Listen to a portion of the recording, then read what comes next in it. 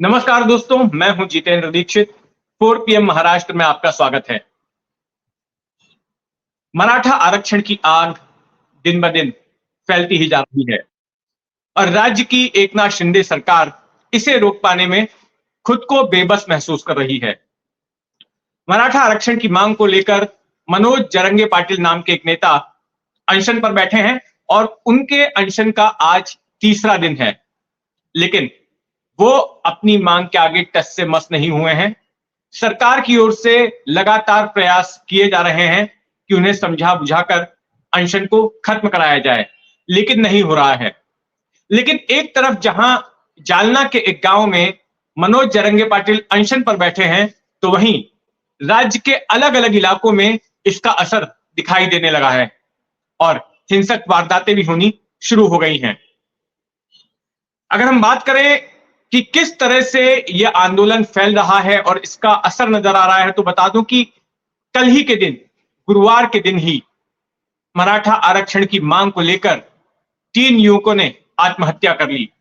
और इसमें एक युवक ने तो आत्महत्या करते वक्त अपना जो सुसाइड नोट लिखा, तो उसमें यह कहा कि जब तक मराठाओं को सरकार आरक्षण नहीं दे देती है, तब तक उसका अंतिम संस्कार न किया जाए। जब से मराठा आरक्षण को लेकर आंदोलन शुरू हुआ है, तब से लेकर अब तक कुल 7 लोग अपनी जान दे चुके हैं। कल 3 लोगों ने आत्महत्या की, उसके पहले भी अलग अलग मामलों में 4 लोगों ने अपनी जान दे दी। मुंबई में भी एक शख्स ने सुसाइड कर लिया। राज्य के कुछ इलाकों में हिंसा की वारदातें भी हुई। कल जो राज्य ट्रांसपोर्ट की बसें हैं, एसटी बसें हैं, उन पर पथराव हुआ। परसों के दिन गुण रत्न सदावर्ते नाम के जो वकील हैं, जो मराठा आरक्षण का कानूनी तौर पर विरोध कर रहे हैं, उनके घर के बाहर हमला हुआ। उनके वाहनों के साथ तोड़फोड़ की गई, जिसमें 3 लोगों की गिरफ्तारी हुई। इसके अलावा आज के दिन जो माथाड़ी मजदूर हैं, उन्होंने भी एक दिन की सांकेतिक हड़ताल कर दी है। जो मुंबई से सटे नवी मुंबई का एपीएमसी मार्केट है, वहां पर उन्होंने हड़ताल कर रखी है। इसके अलावा राज्य के तमाम गांवों में राजनेताओं की एंट्री पर पाबंदी लगा दी गई है। गांव वालों ने ही राजनेताओं के आने पर रोक लगाई है और कोई भी राजनेता अगर किसी गांव में जाने की कोशिश करता है, तो उसे गांव वाले भगा देते हैं। रोहित पवार, जो कि इस वक्त सत्ताधारी पार्टी में नहीं है, उनको भी एक जगह पर इसी तरह से गांव वालों के विरोध का सामना करना पड़ा। लोगों ने उन्हें घेर लिया और पूछा कि आरक्षण दिलाने के लिए क्या कर रहे हो। अजीत पवार, जो कि राज्य के उप मुख्यमंत्री हैं, खुद बारामती में उनका घेराव हुआ। बाद में सोलापुर में जब वो सभा लेने गए, तो वहां पर उनको काले झंडे दिखाए गए, उनका घेराव हुआ। फिर बीजेपी के एक सांसद हैं, उनके साथ में भी जो है उनके कॉन्वॉय पर अटैक हुआ। तो जगह जगह पर इस तरह की प्रतिक्रिया दिखाई पड़ रही है। जो मनोज जरंगे पाटिल हैं, वो अनशन पर बैठे हुए हैं और उनका अनशन रुकवाने के लिए लगातार महाराष्ट्र सरकार के एक मंत्री हैं, गिरीश महाजन, वो कोशिश कर रहे हैं उनसे बात करके उनको समझाने बुझाने की।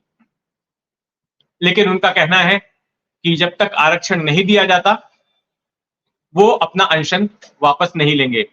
महाराष्ट्र सरकार ने उनके स्वास्थ्य की जांच के लिए एक टीम भेजी, लेकिन उन्होंने अपनी स्वास्थ्य की जांच कराने से भी इंकार कर दिया। उनका कहना है कि जब तक नौकरियों में और शिक्षा में मराठाओं को आरक्षण नहीं मिलता है, वो लगातार अपना अन्न त्यागे रहेंगे। पहले उन्होंने संकल्प लिया था कि वो पानी भी नहीं पिएंगे, लेकिन बाद में कुछ नेताओं के समझाने बुझाने के बाद वो तैयार हो गए कि वो पानी पीकर अपना अनशन करेंगे, लेकिन कुछ खाएंगे नहीं।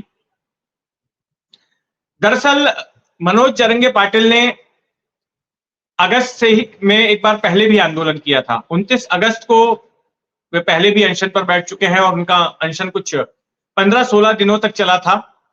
और जब उनकी तबीयत बिगड़ने लगी, तब सरकार ने पुलिस को भेजा उनका अनशन खत्म करवाने के लिए, लेकिन वहां पर उनके कार्यकर्ताओं और पुलिस के बीच भिड़ंत हो गई, जिसमें कि 30 पुलिसकर्मी घायल हुए, बहुत सारे आंदोलनकारी घायल हुए, जिन्हें गंभीर चोटों के साथ अस्पताल में भर्ती कराया गया। और उसके बाद में आंदोलनकारियों के खिलाफ महाराष्ट्र पुलिस ने आपराधिक मामले दर्ज कर लिए, एफआईआर दर्ज कर ली। लेकिन जब देखा कि मामला और ज्यादा बिगड़ रहा है, दूसरे ठिकानों पर भी आंदोलन शुरू हो गया, हिंसा होने लगी, तो उसके बाद महाराष्ट्र सरकार दबाव में आई और ये आश्वासन दिया मनोज जरंगे पाटिल को कि हमें 40 दिनों की मियाद दीजिए। 40 दिनों की मियाद जरंगे पाटिल ने सरकार को दी कि आप 40 दिनों में जो भी फॉर्मेलिटीज हैं उनको पूरी कर लीजिए और फिर मराठाओं के आरक्षण का आधिकारिक ऐलान कीजिए। साथ ही सरकार ने यह भी भरोसा दिलाया कि जिन लोगों के खिलाफ आपराधिक मामले दर्ज किए गए हैं वो सरकार वापस ले लेगी।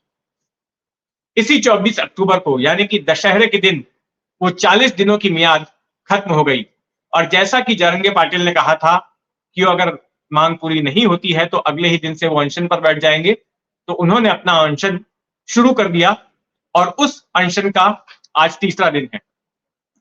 इस बीच काफी कोशिश की गई।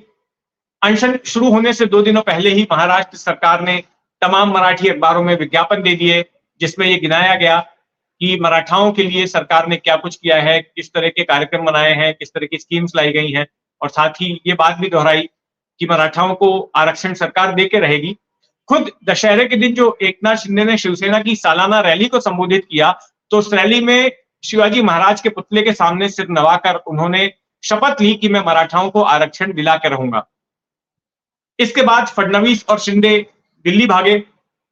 दिल्ली में जाके बताते हैं कि उन्होंने अमित शाह से मुलाकात की और इस मसले का तोड़ निकालने की कोशिश की, लेकिन कोई हल नहीं हुआ। वहीं दूसरी ओर आंदोलनकारी अपने आंदोलन को और आक्रामक बना रहे हैं और अब उनके निशाने पर पीएम मोदी भी है। मनोज जरंगे पाटिल ने कल ऐसा बयान दिया कि पीएम मोदी को गरीब जनता से कोई लेना देना नहीं है, उनकी नहीं पड़ी है। और उनका यह कहना था कि अगर सरकार चाहे, अगर केंद्र भी हस्तक्षेप करती है तो मराठाओं को आरक्षण दिया जा सकता है।